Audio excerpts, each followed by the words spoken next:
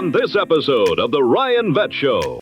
Gen Beta has arrived. The arrival of Gen Beta marks more than a new label. Convenience has quietly replaced competence. AI did not enter society gradually. It arrived all at once. Artificial intelligence stopped being something you occasionally use and starts becoming invisible infrastructure. Generational labels are tricky, and how we use them matters more than most people realize. That's the world Gen Beta is being born into. And now, a reading from Ryan Vet's newsletter, Collide.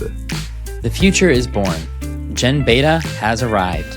The latest generational cohort, Gen Beta, was officially born on January 1st, 2026, marking a new era and a new generation. Gen Beta is here. At exactly midnight on New Year's Day, Henry Champ was born, arguably the first official member of Gen Beta in the United States. And if you're thinking, wait, aren't we still trying to figure out Gen Z and Gen Alpha? You're not alone. The arrival of Gen Beta signals a new era, a new wave of parenting, a new set of cultural collisions shaped by AI, digital saturation, shifting values, and a leadership environment defined by speed, polarity, and eroded trust. Many of these macro trends I shared in last week's essay with my 2026 predictions.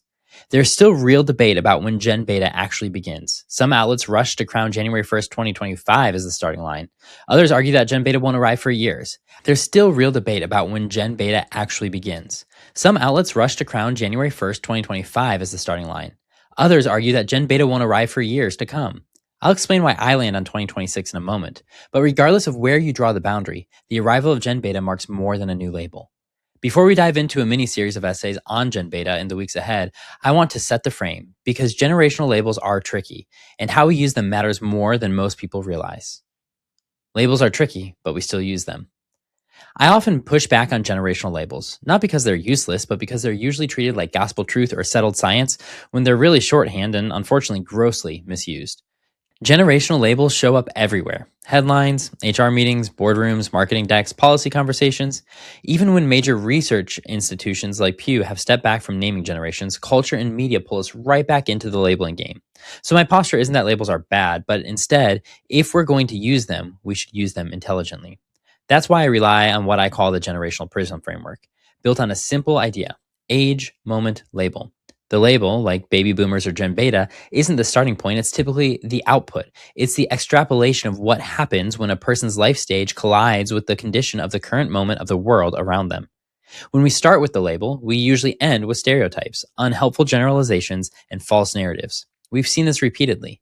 One of the clearest examples is the decade-old claim that millennials were uniquely prone to job hopping compared to previous generations. As I've debunked before, longitudinal data from multiple different sources tells a much different story.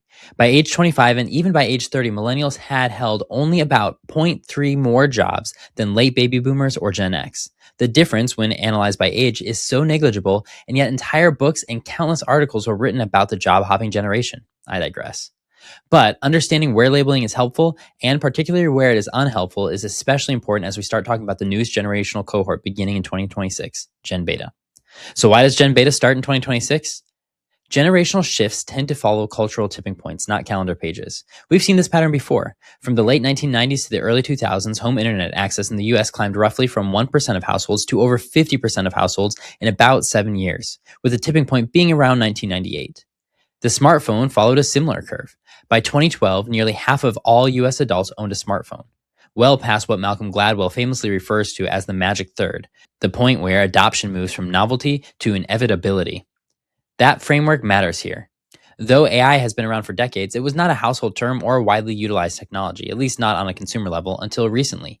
Generative AI did not enter society gradually. It arrived all at once. ChatGPT reached around 100 million users in roughly 2 months after its public launch in November of 2022, a pace that far surpasses other adoption cycles.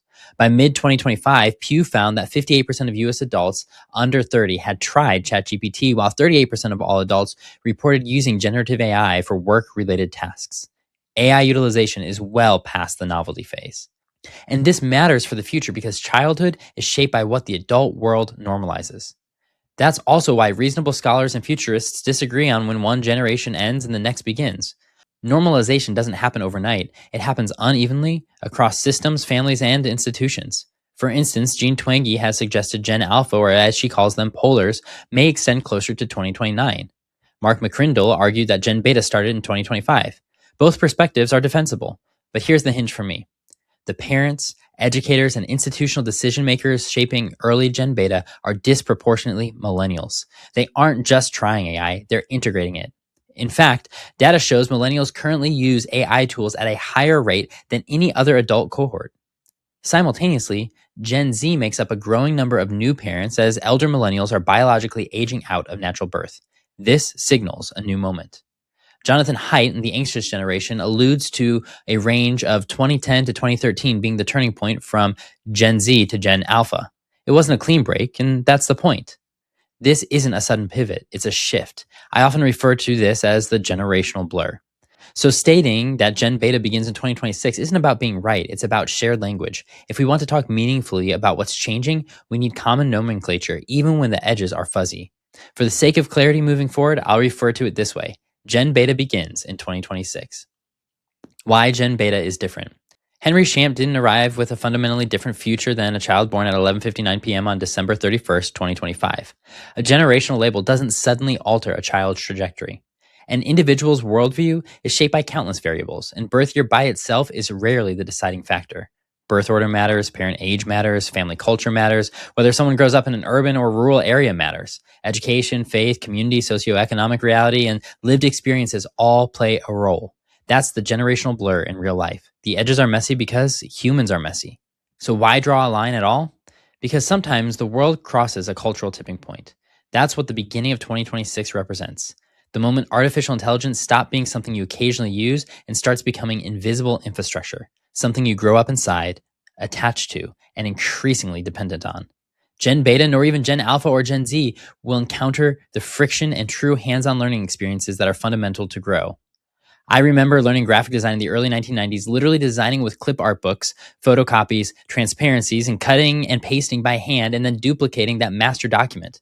Later, I learned Photoshop by zooming in 500% and erasing pixels one at a time to cut out an image or stitch an image together. It wasn't efficient, but it taught me how things worked because there was no shortcut. Today, all of that can be done in seconds by voice command. We've already become dependent in ways that we barely notice, getting from point A to point B without knowing where we are, relying on apps to calculate tips or do basic math, letting devices decide routes, timings, reminders, and even judgment calls. Convenience has quietly replaced competence in places where we once took for granted. And here's the twist. AI may have arrived at the exact moment culture finally started asking harder questions. We've already seen the irreparable harm social media has caused to so many teens, particularly Gen Z. But change is starting to happen. Now we're seeing smartphone bans in school, renewed conversations about childhood development, attention, and mental health. The awareness is growing. The tension is this. We may finally understand the risks, but we are also more dependent on technology than ever before. That's the world Gen Beta is being born into. In the coming weeks, we'll explore a few dynamics that will shape how this generation grows up. First, parented by AI. Not absent parents and not helicopter parents, but parents who are present, yet increasingly tempted to outsource discernment, reassurance, and decision-making to machines that can't know a child's soul, temperament, or context. Second, the Romeo and Juliet generation. Kids will be coming of age inside deep ideological divides around values, faith, education, and identity, and they may either retreat further into echo chambers or rebel in search of something real, shared, and true. Third, AI native, not by choice. Gen Beta will be a generation that won't adopt AI the way we did, but will form identity and agency in a world where intelligence is ambient, friction is optional, and struggle can be bypassed if no one is careful. Generations don't change because the calendar flips from one year to the next. Culture and society evolve because the world does, and Gen Beta is inheriting a world that is changing at a more rapid pace than most realize. They will grow up under a new order of parenting, technological dependency, and polarity. We will explore all of these in the coming weeks. Thank you for listening. Until next time, I'm Ryan. Thanks for tuning in to The Ryan Vet Show. Be sure to subscribe, comment, and like this episode. Plus, share it with someone who needs to hear it. P.S. Whether this is the first time you've tuned in or you've been here for a while, thank you. Over the past 6 months, this community has grown by 7x. The YouTube channel crossed 100,000 subscribers, and these conversations have deepened in ways I never take for granted. Essays drop every Tuesday at 4 p.m. Eastern Time, with audio versions, the one you're listening to now, available Thursday mornings at 7 a.m. wherever you stream your podcasts. I'm so grateful you're here.